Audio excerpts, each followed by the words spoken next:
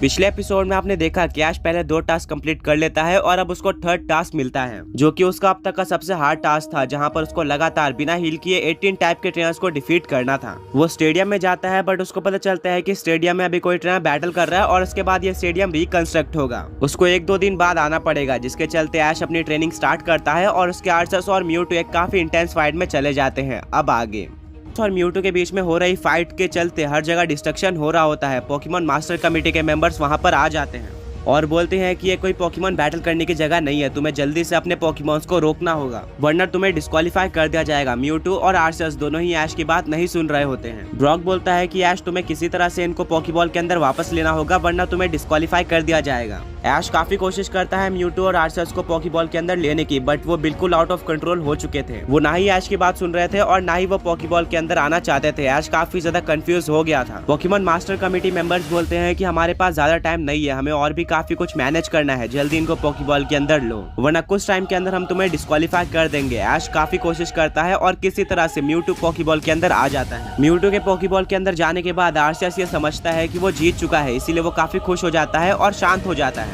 और वो ऐश के पास आता है। अब ऐश आर्सियस को भी पोकेबॉल के अंदर ले लेता है और पोकेमॉन मास्टर कमेटी के मेंबर्स को सॉरी बोलता है, बट इसके चलते ऐश के पोकेमॉन्स की काफी अच्छी ट्रेनिंग हो चुकी थी और उन्होंने काफी सारे नए अटैक सीख लिए थे। इसी तरह से एक दिन बीत जाता है। ब्रॉक बोलता है कि अब हमें फाइनली टैप स्टेडियम पे जाकर देखना चाहिए कि वो रिकंस्ट्रक्ट हुआ या फिर नहीं हुआ।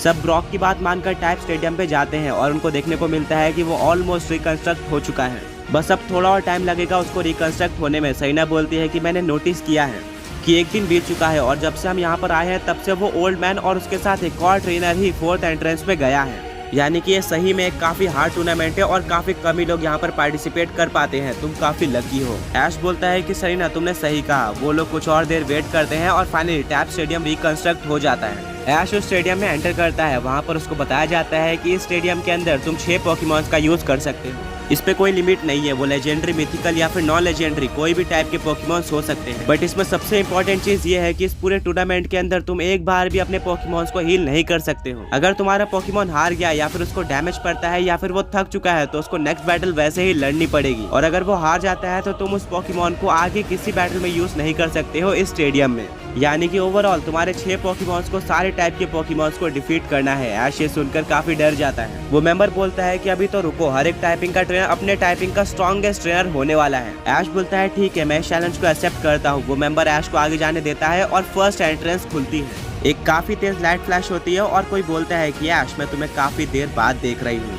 ऐश काफी शॉक और कंफ्यूज हो जाता है, बट कुछ टाइम बाद रिवील किया जाता है कि वो थी dragon type Pokemon trainer iris. यानी कि सबसे पहली बार एक ऑफिशियल टूर्नामेंट के अंदर ऐश और आइरिस की बैटल होने वाली थी। ऐश काफी एक्साइटेड होता है। उसको पता था कि आइरिस एक ड्रैगन टाइप पोकेमॉन ट्रेनर है, जिसके चलते वो सबसे पहले अपने ग्रीनिंजा को बाहर निकालता है। आइरिस भी अपने सबसे पहले पोकेमॉन की तरह भेजती है ड्रैगनाइट को। ड्रैगनाइट अब पहले से कहीं ज्यादा स्ट्रॉन्ग दिख रहा था। ड्रैगनाइट स्टार्ट करता है ड्रैगन रश के साथ, बट ग्रीनिंजा उसको डॉज कर लेता है और वो वाटर पल्स का यूज करता है, जो कि ड्रैगनाइट पर लग जाता है। यहाँ पर ग्रीनिंजा की स्पीड ड्रैगनाइट से ज्यादा थी, जिसके चलते वो डोमिनेट कर रहा होता है।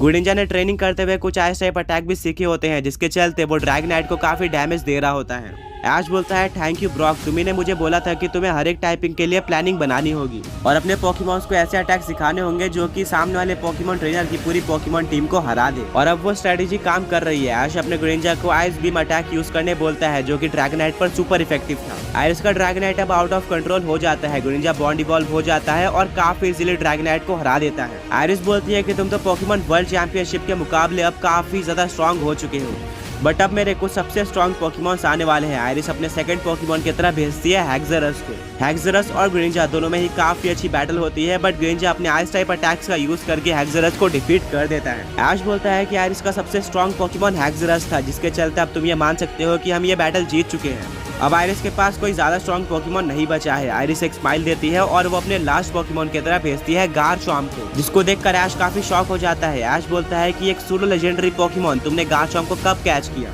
आइरिस बोलती है कि ये वही गिबल है जिसको मैंने यूनोवा रीजन में कैच किया था। अब ये फुली इवॉल्व हो चुका है गार्चॉम्प में। सिंथिया से हारने के बाद मुझे उसका गार्चॉम्प काफी ज्यादा पसंद आ गया था, जिसके चलते मैंने अपने गिबल को काफी अच्छी ट्रेनिंग दी और उसको फुली इवॉल्व करा दिया। और इतना ही नहीं, मैं इसको मेगा इवॉल्व भी कर सकती हूँ। आइरिस अपने कीस्टोन को बाहर निकालती है और गार्चॉम्प को मेगा इवॉल्व कर देती है मेगा गार्चॉम्प में। ब्रॉक बोलता है कि ऐश ये तुम्हारे लिए काफी ज्यादा टफ होने वाला है। ऐश बोलता है कोई बात नहीं। मैं ऐसे देख लूंगा। बैटल स्टार्ट होती है और आयरिस का गार्चॉम्प उसके बाकी पोकेमॉन्स के मुकाबले काफी ज्यादा स्ट्रांग होता है।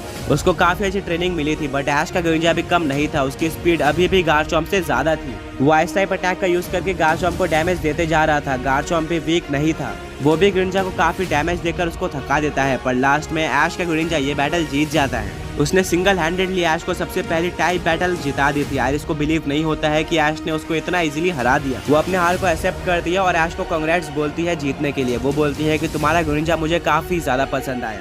हालांकि मुझे ड्रैगन टाइप के अलावा कोई और पोकेमॉन्स उतने पसंद नहीं आते, बट ये कुछ स्पेशल है। ऐश बोलता है कि हाँ, मैंने इसको काफी अच्छी ट्रेनिंग दी है, अब मुझे नेक्स्ट टाइप के तरफ बढ़ना होगा। ऐश सेकंड एंट्रेंस में आता है और वहाँ पर होता है बग टाइप पोकेमॉन ट्रेनर एरन। वो बोलता है कि ऐश, तुमसे दोबारा मिलकर काफी अच्छा लगा, बट इस बार तुम मुझसे बैटल करके बिल्कुल भी खुश नहीं होने वाले हो। वो अपने सबसे पहले पोकेमॉन की तरह भेजता है ड्रेपियन को। स्ट्रैटेजी के अकॉर्डिंग ऐश अपने चार्जार्ड को भेजता है क्योंकि वो एक फायर टाइप पोकेमॉन था और उसके अटैक सुपर इफेक्टिव थे बग टाइप पर। ऐश अपने चार्जार्ड को मेगा इवॉल्व भी कर लेता है मेगा चार्जार्ड एक्स में। वो अपने फायर टाइप अटैक्स का यूज करके ड्रेपियन को काफी इजीली डिफीट कर देता है। एरन के बाकी दो पोकेमॉन्स होते हैं वेस्पिक्वीन और हेराक्रोस, जिसको वो मेगा इवॉल्व कर देता है मेगा हेराक्रोस में।